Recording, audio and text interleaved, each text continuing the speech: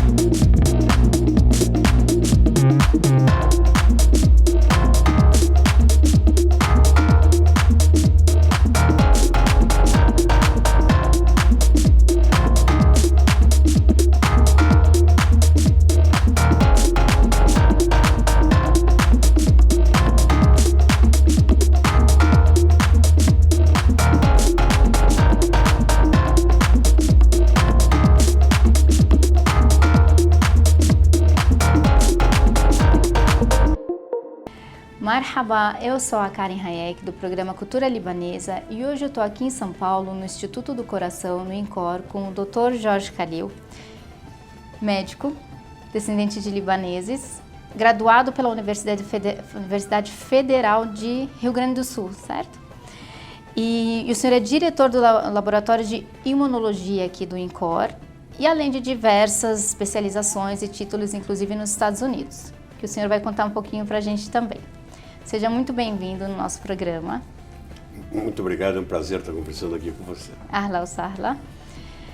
E a gente veio conhecer um pouquinho do senhor, da sua descendência, da sua história, da sua família. Como é ser descendente de libaneses? Eu tenho muito orgulho de ser descendente de libanês e eu sou identificado como tal. Eu tenho a fisionomia típica libanesa. Muitas vezes eu estou no exterior, em algum congresso, vendo ou não o meu nome, as pessoas vêm me falar em árabe e eu tenho uma vergonha muito grande de não ter aprendido árabe, porque a minha avó começou a me ensinar quando eu era pequeno e ela faleceu. E meu pai falava perfeitamente, mas meu pai não tinha paciência para ensinar uma língua. Então, como eu digo, eu tenho muito orgulho, tenho também muito dos hábitos, né?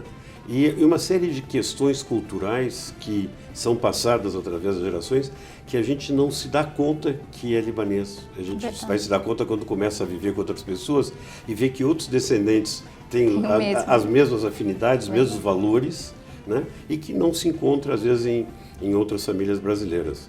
Então, eu tenho muito orgulho. O meu avô, ele veio do Líbano para o Brasil ainda no século XIX, né?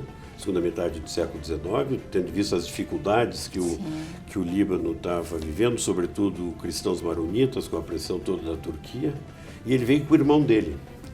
Mas ele tinha 16 aninhos.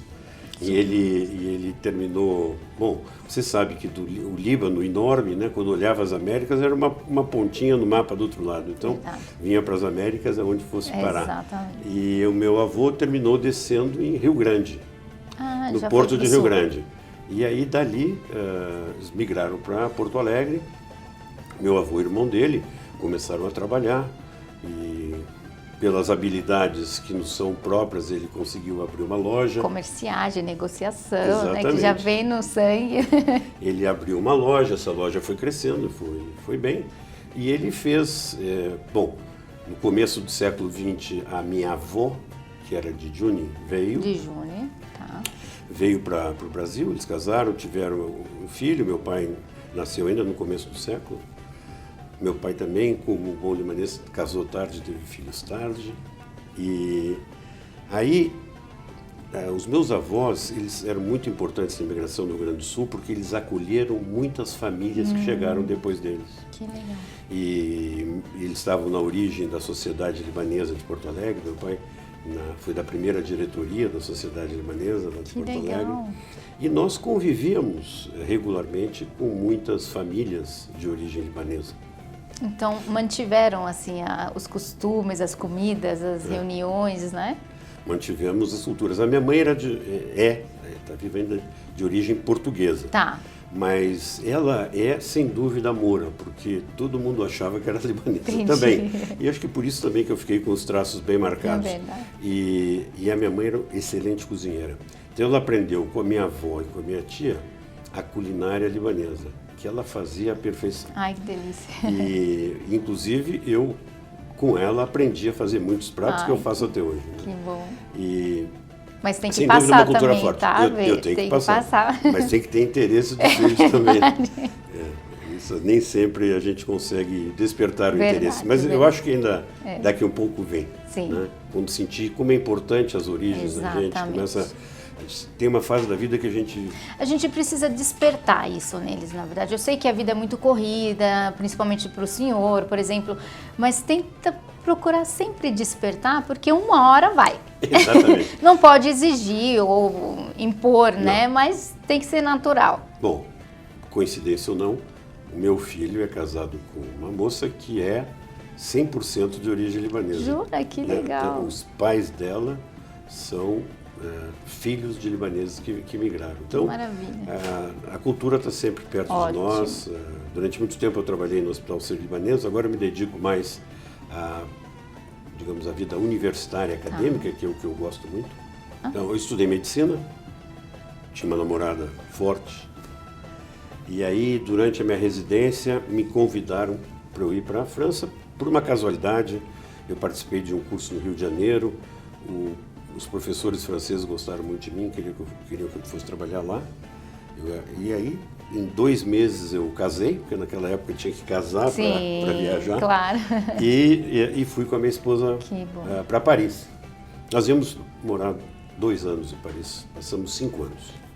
Bacana. Uma vida muito interessante, muito rica, muitas experiências. E eu tive a oportunidade de trabalhar com o Prêmio Nobel de Medicina. Uau. Que era uma pessoa que ficou muito próxima a mim, que queria absolutamente que eu ficasse lá. E eu achava que tinha que voltar para o Brasil, eu achava que tinha que dar minha contribuição aqui, já que tive a oportunidade de ir para lá, voltei. E aqui no Brasil, eu fui para o Rio Grande do Sul. Minha esposa veio grávida, porque durante os 5 anos que estávamos lá, eu achava que nós não podíamos ter filho, porque ia ser muito confuso só nós dois. Tá. Aí ela veio grávida, nasceu minha filha, Emanuele. Aqui, alguns meses depois de a gente ter chegado, fiquei em Porto Alegre algum tempo como professor, que era minha terra, mas aí tive um convite para vir aqui para o Instituto Coração, porque ia relançar o programa de transplante de órgãos. Aí vim para organizar um laboratório que ficava dentro da Faculdade de Medicina, e eu comecei a recrutar pessoas para começar a trabalhar comigo, começamos a crescer. No ano seguinte, nós criamos a Associação Brasileira de Transplante de Órgãos, da qual eu fui o primeiro presidente. O professor Adib, o professor Emil Sabaga me ajudaram muito a criar essa sociedade. E hoje em dia nós temos aí um programa de transplante de órgãos maravilhoso no Brasil. Que orgulho. E que eu me orgulho muito. Aí continuei a minha carreira por aqui. Em 91 fui convidado para ser professor visitante em Stanford. E naquela época eu já tinha 2 filhos, Emanuele de 8 e Fernando de 5, e que aprenderam inglês com uma velocidade impressionante. Criança aprende rápido. Aprende muito rápido. E aí passamos um ano muito bom, tive um convite para ficar, e novamente eu achei que tinha que voltar para o Brasil, que as minhas funções eram aqui mesmo. Já tinha um grupo aqui no Instituto Coração trabalhando, aí fomos crescendo. Eu fiz o que chama de livre docência, que é um cargo universitário que permitiria concorrer a professor titular. E aí, aos 45 anos, que é uma coisa rara aqui na Faculdade de Medicina, me tornei professor titular de Imunologia Clínica e Alergia. Uau. Então, desde esses 23 anos eu sou professor titular e eu consegui organizar muito bem esta área. Eu tenho um serviço clínico, que é referência no Brasil e várias inserções internacionais, e 2 laboratórios de pesquisa que são muito conhecidos, né, aqui. E aí, continuei a carreira até que em 2005 o Instituto Coração entrou numa crise muito importante. E o presidente do hospital foi destituído. E apesar de eu não ser cardiologista, nem cirurgião cardíaco, nem pesquisador, digamos, na área de cardiologia, pediram para eu assumir a presidência do INCOR. Estava com uma situação muito difícil. Na verdade, a situação mais difícil era na Fundação Zerbini. Tá. Aí eu assumi também a presidência da Fundação Zerbini e nós recuperamos. Né, isso deu um trabalho muito grande, falar com presidentes, ministros, senadores, para conseguir o apoio, inclusive aqui de São Paulo, para sairmos da crise. Mas saímos da crise, né? E aí depois eu voltei para minhas atividades, mas fiquei ainda presidente da fundação, que é onde que estava o perigo, até recentemente, quando eu resolvi me afastar. E nesse período todo aí, eu cresci muito na minha área de atuação. Eu organizei em 2007 o Congresso Mundial da minha especialidade, que é imunologia, e em 2010 eu fui eleito presidente, que eu assumi em 2013 e fiquei até 2016. Tenho um laboratório muito bom, hoje em dia devem trabalhar umas 200 pessoas comigo aqui entre a parte clínica e o laboratório. Formei muita gente, né, para isso. E em 2011 eu fui convidado pelo governador Alckmin e pelo Dr. Giovanni Cherry, que recém assumiu como secretário da Saúde, para dirigir o Instituto Butantan. E aí, quando cheguei lá, o Instituto Butantan estava quebrado, não tinha dinheiro para fazer nada, a fundação estava sem recursos, tinha havido um incêndio no museu, as pessoas estavam muito... O moral da tropa estava muito abatido. Desanimados, né? Mas aí a gente começou logo a trabalhar, eu consegui fazer funcionar uma fábrica que estava semi-pronta, que era uma de vacina da influenza, que era prevista para 15 milhões de doses por ano, que já era bastante. Quando eu saí de lá em 2017, já fazia 60 milhões de doses de vacina, que era mais que suficiente para servir o Brasil na época, naquele ano. E consegui deixar em caixa $500 milhão em dinheiro para fazer investimentos, o que é super interessante. Na época de crise, uma instituição pública que tinha realmente recursos para fazer o que fosse. Sim. E que fez com que ele crescesse muito naquela época, tivesse um reconhecimento mundial muito grande. E aí eu continuo a minha vida de professor, como eu lhe disse. O que o senhor gosta, é o prazer que o senhor tem. Entre 2005 e entre 95 e 2005, eu fui diretor clínico diretor do laboratório clínico do Hospital Sírio-Libanês. Foi muito bom também, convivi muito com a colônia, foi muito agradável. Foi um período, 10 anos, aí eu voltei aqui para minhas atividades mais acadêmicas. E agora em 2018 e 2019, eu resolvi aplicar para uma cadeira de muito prestígio que o Brasil tem em Harvard, em que eles mandam um scholar, um professor por ano para Harvard, em que eles chamam de Distinguished Visiting Professor. E eram 100 e tantos candidatos, terminei sendo selecionado. Então eu voltei, dedicar exclusivamente ao ensino e ao estudo e à pesquisa. Passei um ano maravilhoso em Boston. Voltei em setembro de 2019 e logo começou a pandemia. E com a pandemia, sou imunologista, eu me dedico ao estudo e estamos com vários projetos importantes. Eu até ia perguntar para o senhor é responsável hoje por um grupo de mais de 30 cientistas, né, que vocês iniciaram o estudo de fabricação de uma vacina para o Covid em spray, né? Conta um pouquinho para a gente sobre essa maravilha, na verdade. Veja, logo que começou a pandemia, eu reuni um dos grupos de pessoas aqui, de pesquisadores mais importantes que trabalham comigo, e nós resolvemos entrar. Então, nós sabíamos que as vacinas, digamos, mais óbvias de serem feitas, seriam feitas rapidamente. Tá. E qual eram elas? A vacina inativada, que é a Coronavac, que é muito usada aqui, porque só cresceu o vírus inativar com uma substância química e a vacina está pronta. Tá.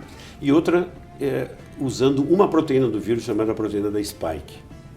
Que todas as outras são assim. Independente se é de RNA, se é de vetor viral, tudo é com a proteína da Spike. Nós achávamos que isso não daria uma resposta completa, nenhuma nem outra. Tá. Então nós começamos a estudar a resposta imune e coletamos material de 220 doadores, lá no comecinho, em março, que foram os primeiros a ter a doença aqui. Tá. E viemos acompanhando esse pessoal há um ano.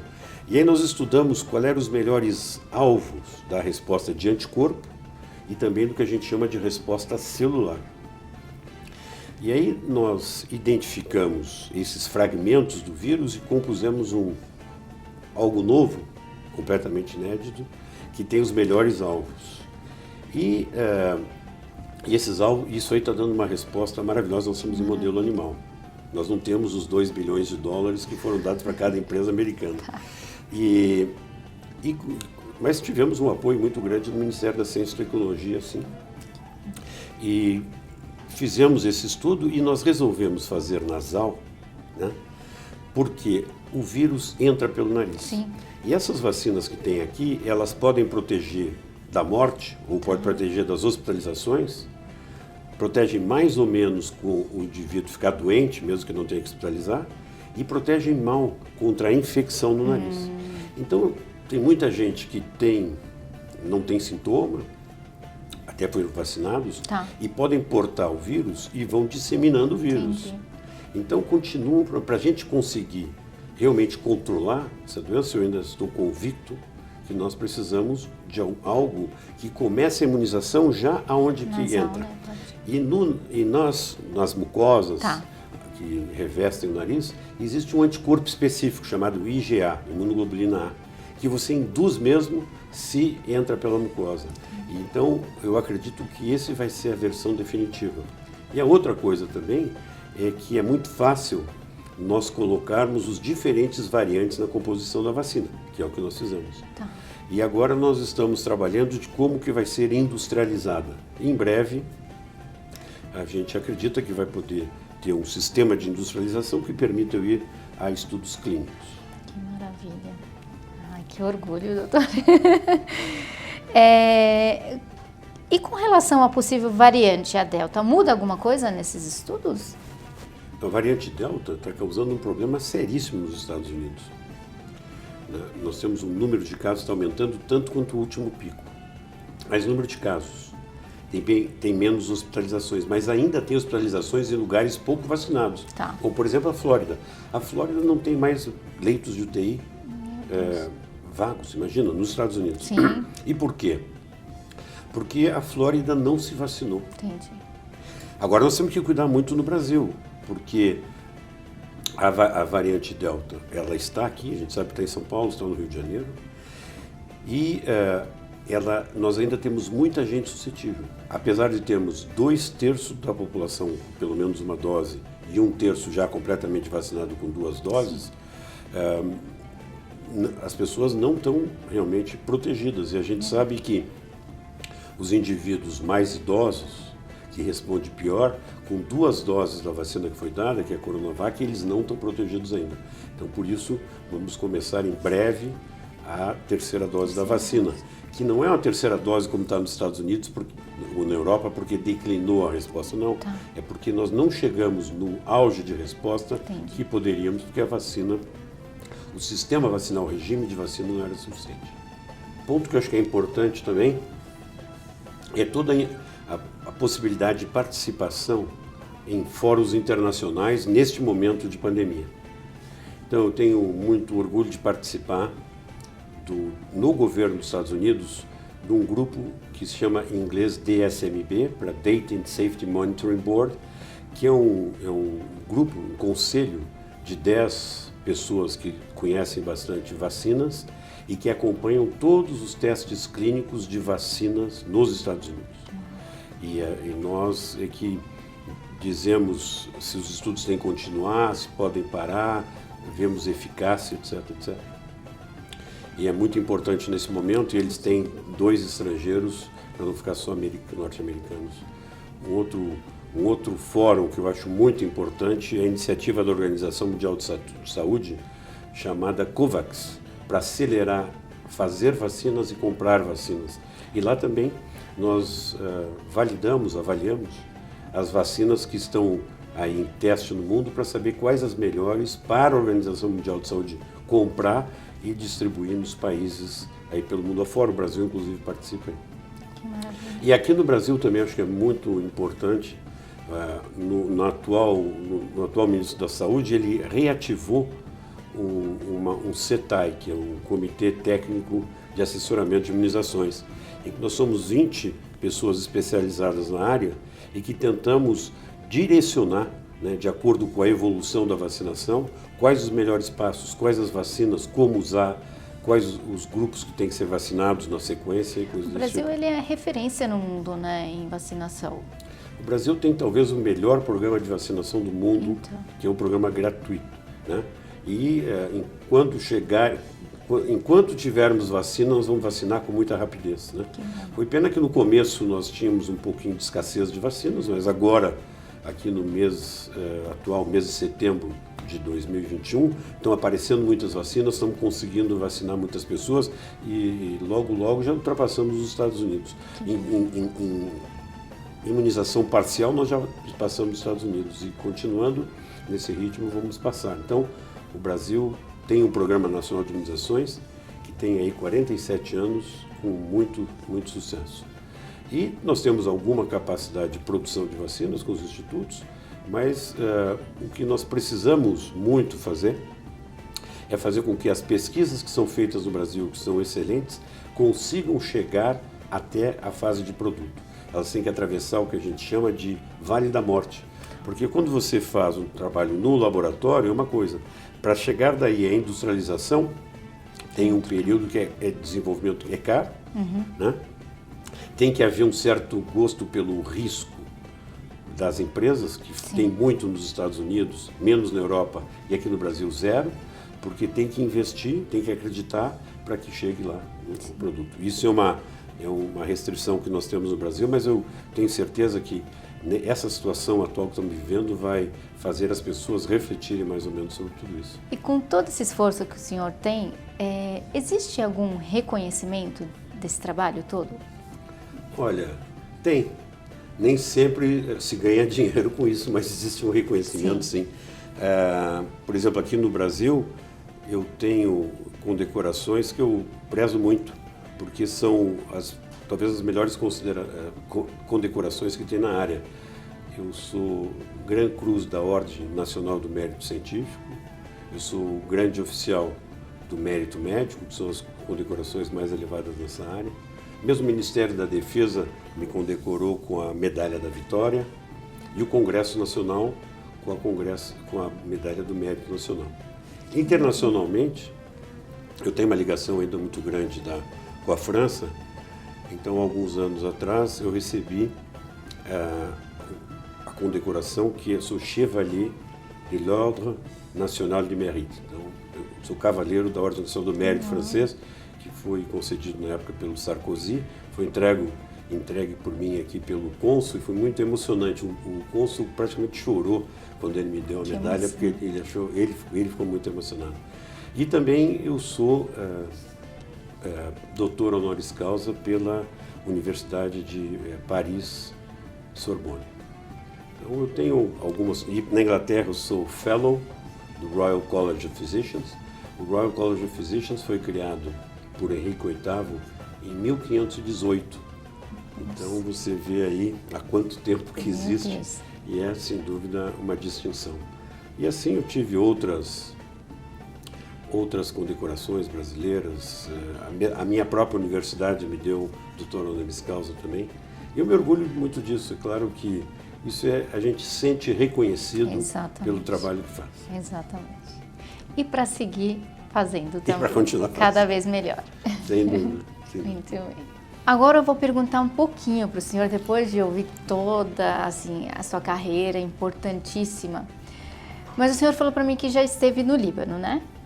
Sim, eu já estive no Líbano 2 vezes. Tá. E como foi essa emoção de chegar no Líbano? Foi sozinho?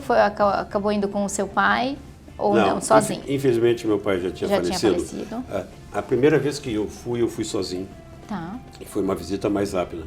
Aí, mas adorei.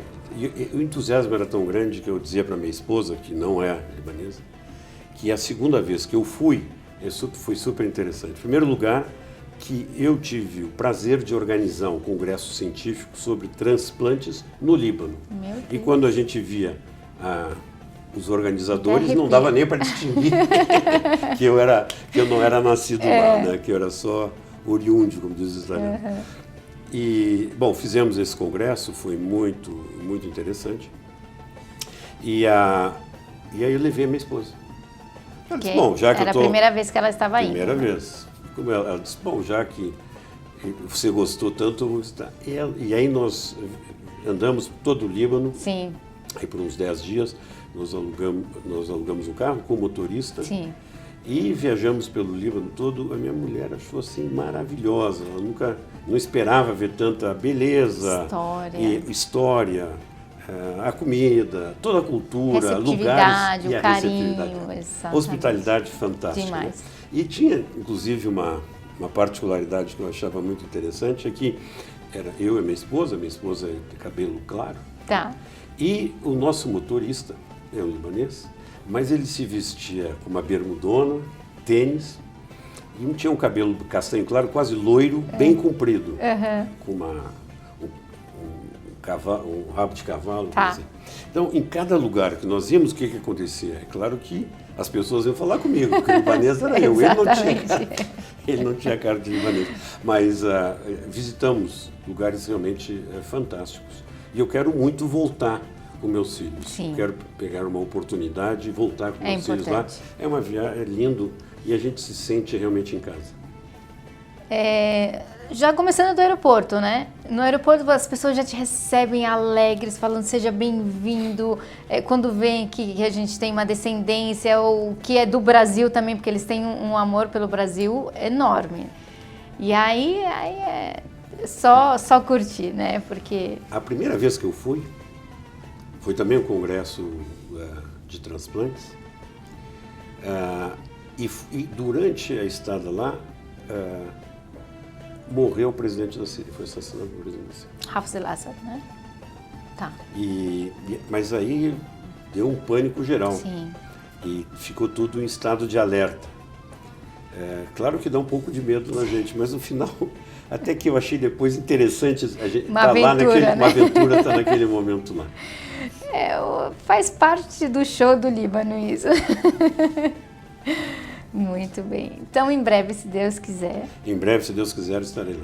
Com os seus filhos, com os noras, genros, esposa, a família inteira. Porque é importante a gente manter essa raiz. E por enquanto ficamos aqui nos vários grupos libaneses, encontrando muitos amigos de origem libanesa, sem dúvida alguma, e comendo da boa comida. Exatamente. Bom, doutor, eu amei conhecer o senhor, adorei saber um pouquinho da sua trajetória. Tenho um maior orgulho pela descendência do senhor, porque a gente sempre sente, né, o sangue, né, falar mais alto. Agradeço muito por ter nos recebido aqui, foi uma honra, um prazer gigante. E eu peço para o senhor, se quiser deixar alguma mensagem para o nosso programa, para os nossos seguidores, para os descendentes de libaneses, para os amantes dos libaneses, fique à vontade. Bom, sem dúvida, os descendentes libaneses têm uma série de características que nos acompanham, né? E uma delas é o pendor pela medicina, né? Nós temos muitos colegas médicos, né? E é uma tradição árabe de muito tempo fazer medicina de qualidade. E nós temos o conhecimento científico, mas também temos a arte libanesa para fazer uma boa medicina, uma boa ciência. Então, eu fico muito contente de me conversar com todos vocês, dizer do orgulho que eu tenho de portar esse nome e de portar também essas feições que me identificam em qualquer lugar do mundo. Bom, É isto. E espero que a gente consiga vencer logo essa pandemia e que o Brasil aprenda a valorizar a medicina, sobretudo a ciência médica, para a gente não ter o problema que teve dessa vez. Tá bom? Muito obrigada. Shukran, doutor. Shukran. Tekrar.